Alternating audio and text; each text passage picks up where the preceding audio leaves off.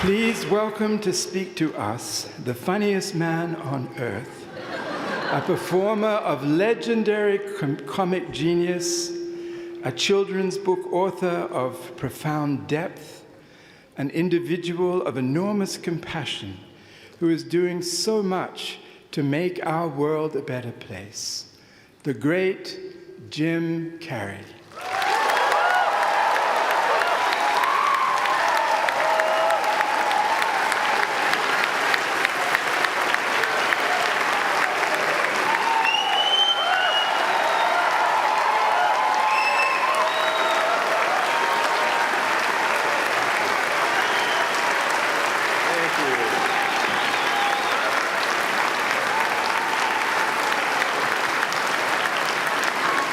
What are you sitting down for?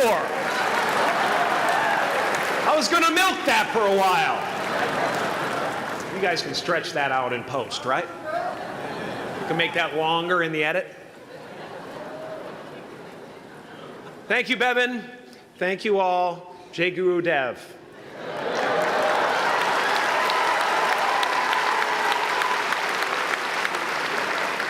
I brought one of my paintings to show you today. I hope you guys are going to be able to see it okay. It's not one of my bigger pieces, so you might want to move down front. Get a good look at it. Faculty, parents, friends, dignified guests, graduating class of 2014. And all the dead baseball players coming out of the corn to be with us today. After the harvest, there's no place for them to hide. Fields are empty. There's no cover there. I'm here to plant a seed today, a seed that will inspire you to move forward in life with enthusiastic hearts and a clear sense of wholeness. The question is, will that seed have a chance to take root? Or will I be sued by Monsanto and forced to use their seed?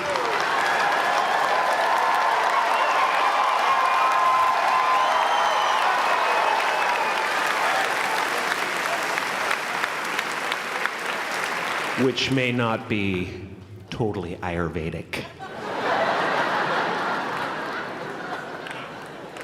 Excuse me if I seem a little bit low energy today, whatever this is.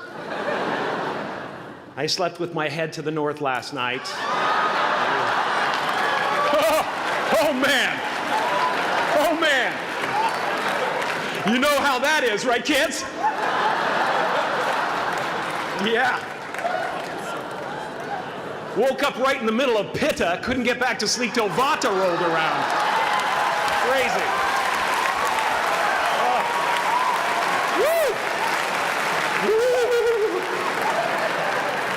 But I didn't freak out, you know.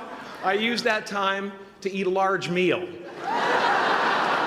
Connect with someone special on Tinder. Because life doesn't happen to you, it happens for you. How do I know this? I don't, but I'm making sound, and that's the important thing.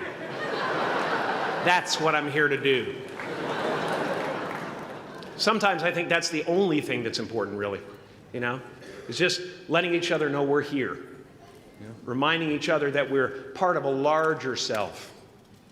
I used to think Jim Carrey is all that I was. Just a flickering light, a dancing shadow, the great nothing masquerading as something you can name. Seeking shelter in caves and foxholes dug out hastily, an archer searching for his target in the mirror, wounded only by my own arrows, begging to be enslaved, pleading for my chains, blinded by longing and tripping over paradise.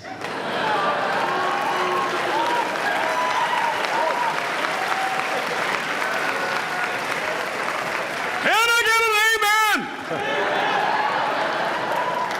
amen? You didn't think I could be serious, did you? I don't think you understand who you're dealing with. I have no limits.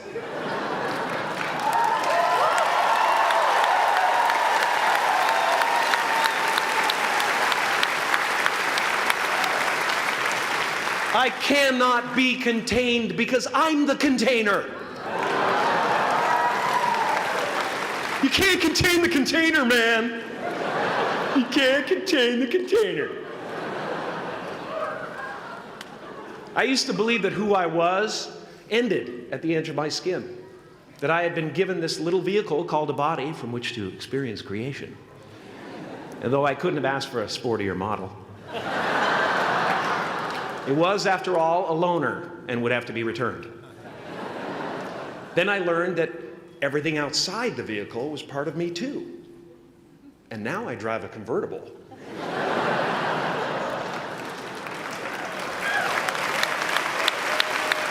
Yeah, man.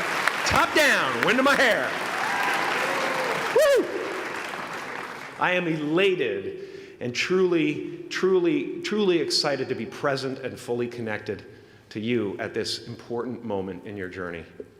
I hope you're ready to open the roof and take it all in. Okay, 4 more years then. They're obviously not ready. Just need some more cooking.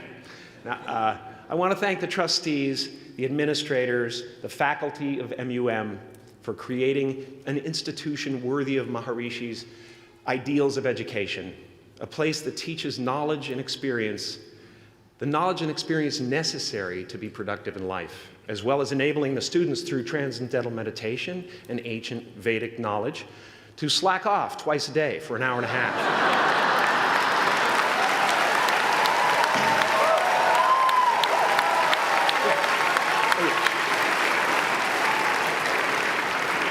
Don't think you're fooling me. But I guess it has some benefits. It does allow you to separate who you truly are and what's real from the stories that run through your head.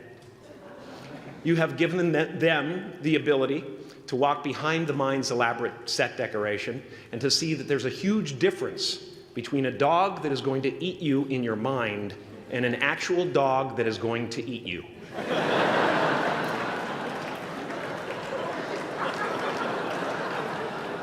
That may sound like no big deal, but many never learn that distinction. And they spend a great deal of their lives living in fight or flight response. I'd like to acknowledge all of you wonderful parents. Way to go. What a fantastic job you've done. For your tireless dedication, your love, your support, most of all, for the attention that you paid to your children. I have a saying, beware the unloved, because they will eventually hurt themselves or me.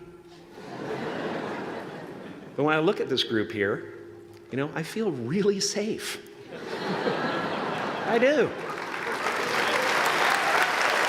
I'm just going to say it. My room is not locked. My room is not locked. No doubt some of you will turn out to be crooks. But white-collar stuff, you know, Wall Street, that type of thing, you know, crimes committed by people with self-esteem. Stuff parents can still be proud of in a weird way. And to the graduating class of 2017, -3, you didn't let me finish. Congratulations. Yes, give yourself a round of applause, please. Please.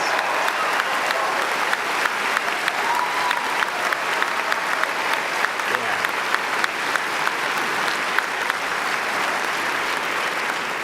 You are the vanguard of knowledge and consciousness, a new wave in a vast ocean of possibilities. On the other side of that door, there's a world starving for new ideas, new leadership. I've been out there for 30 years. She's a wildcat. Oh, she'll rub up against your leg and purr until you pick her up and start petting her, and then out of nowhere, she'll swat you in the face. It can be rough out there, but that's okay, because there's soft serve ice cream with sprinkles. I guess that's what I'm really trying to say here today. Sometimes it's okay to eat your feelings. My father could have been a great comedian, but he didn't believe that that was possible for him. And so he made a conservative choice. Instead, he got a safe job as an accountant. And when I was 12 years old, he was let go from that safe job. And our family had to do whatever we could to survive. I learned many great lessons from my father, not the least of which was that you can fail at what you don't want. So you might as well take a chance on doing what you love.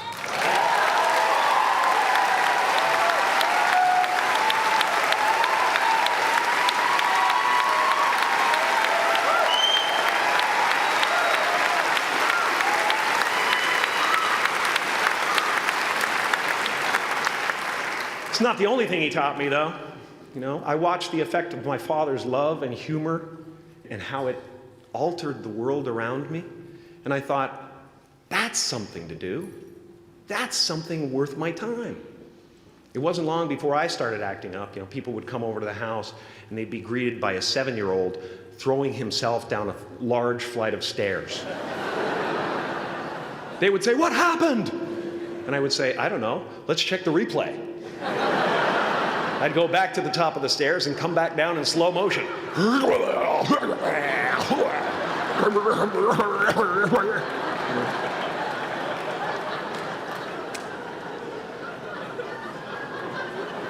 It was a very strange household.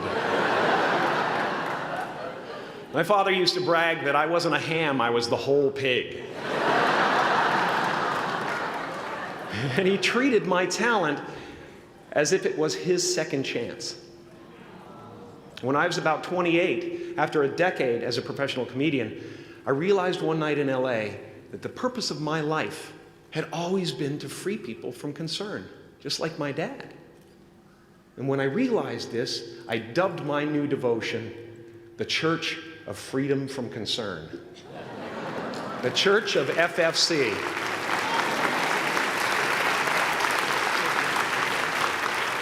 And I dedicated myself to that ministry. What's yours? How will you serve the world? What do they need that your talent can provide? That's all you have to figure out. As someone who's done what you're about to go and do, I can tell you from experience, the effect you have on others is the most valuable currency there is.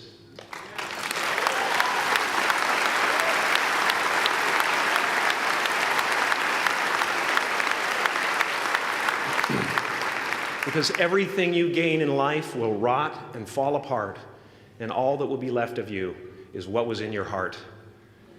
My choosing to free people, from concern got me to the top of a mountain. Look where I am. Look what I get to do. Everywhere I go. I'm going to get emotional because when I tap into this, it really is extraordinary to me. I did something that made people present their best selves to me wherever I go.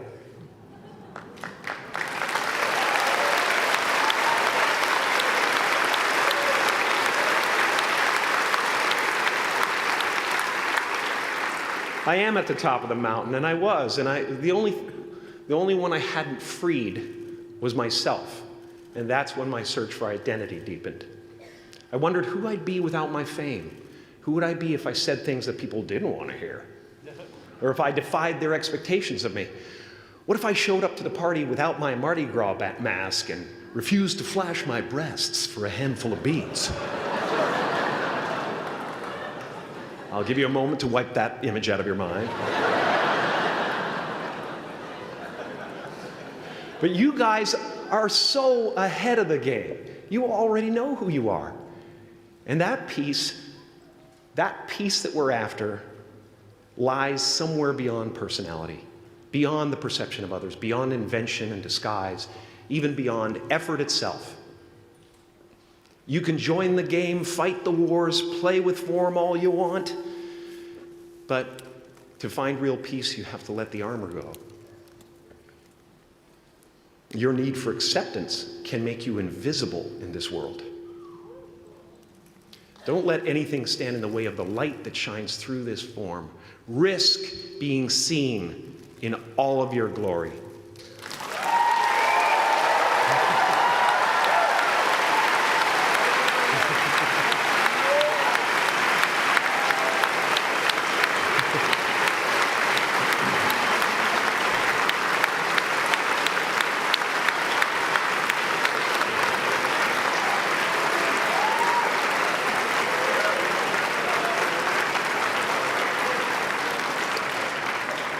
It's not big enough. This painting is big for a reason. It's called high visibility. It's about picking up the light and daring to be seen. Here's the tricky part. Everyone is attracted to the light.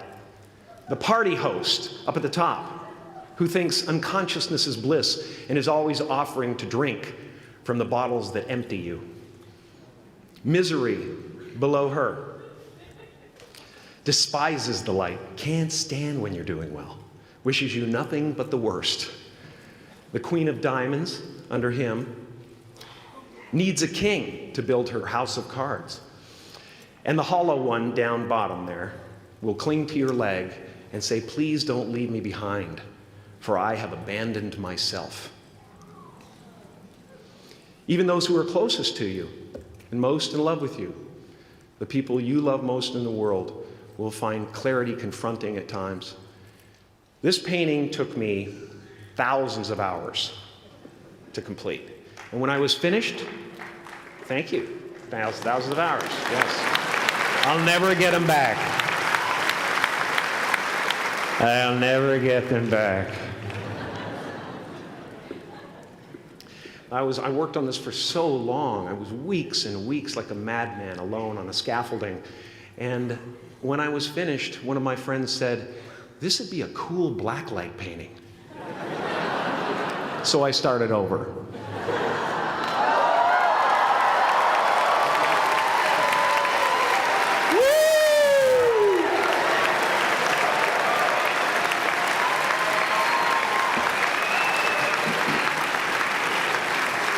Welcome to Burning Man. Some pretty crazy characters up there, but better up there than in here. You know, painting is one of the ways, thank you. Painting is one of the ways I free myself from concern, a way to stop the world through total mental, spiritual, and physical involvement. But even with that comes a feeling of divine dissatisfaction, because ultimately, we're not the avatars we create. We're not the pictures on the film stock. We are the light that shines through. All else is just smoke and mirrors, distracting, but not truly compelling. I've often said that I wished people could realize all their dreams and wealth and fame, and so that they could see that it's not where you're going to find your sense of completion.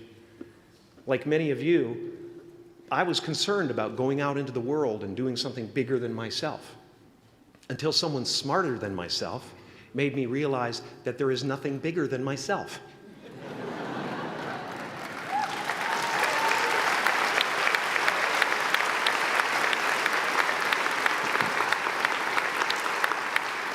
My soul is not contained within the limits of my body. My body is contained within the limitlessness of my soul, one unified field.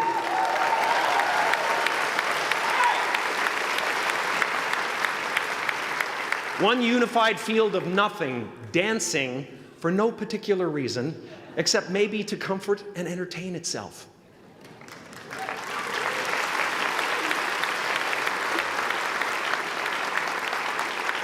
As that shift happens in you, you won't be feeling the world, you'll be felt by it, you'll be embraced by it.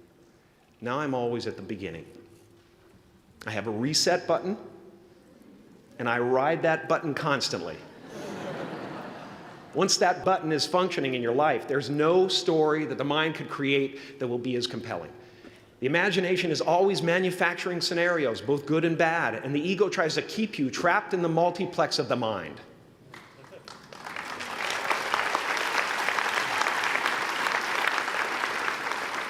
Our eyes are not viewers, they're also projectors that are running a second story over the picture that we see in front of us all the time. Fear is writing that script, and the working title is, I'll Never Be Enough.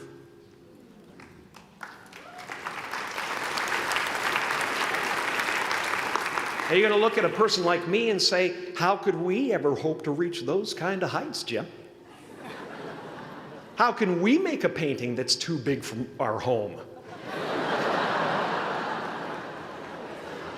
How do you fly so high without a special breathing apparatus? This is the voice of the ego. And if you listen to it, there will always be someone who's doing better than you. No matter what you gain, ego will not let you rest. It will tell you that you cannot stop until you've left an indelible mark on the earth, until you've achieved immortality. How tricky is this ego that it would tempt us with the promise of something we already possess?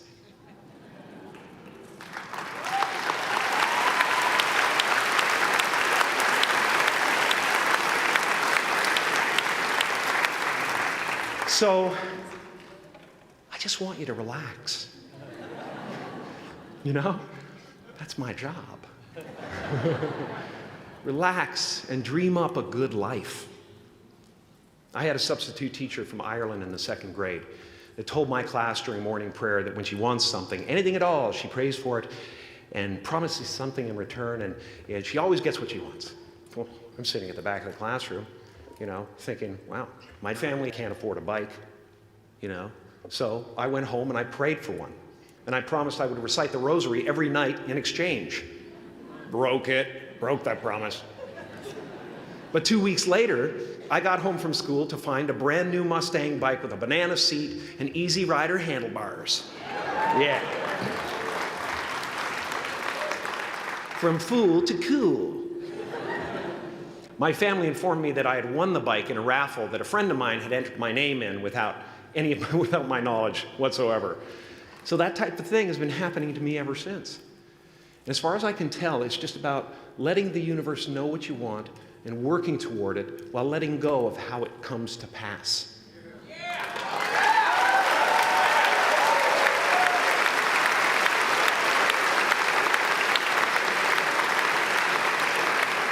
Your job is not to figure out how it's going to happen for you, but to open the door in your head. And when the door opens in real life, just walk through it.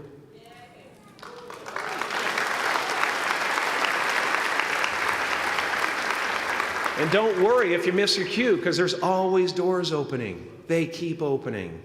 And when I say life doesn't happen to you, it happens for you, I really don't know if that's true. I'm just making a conscious choice to perceive challenges as something beneficial so that I can deal with them in the most productive way. You'll come up with your own style. That's part of the fun. Oh, and why not take a chance on faith as well?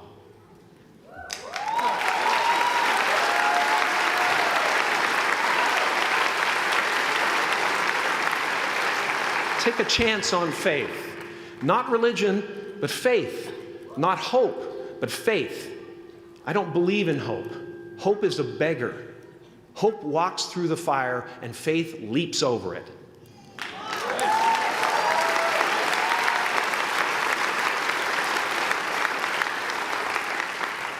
You are ready and able to do beautiful things in this world. And after you walk through those doors today, you will only ever have two choices: love or fear. Choose love, and don't ever let fear turn you against your playful heart. Thank you so much. Thank you, Miguel. I'm so honored. Thank you.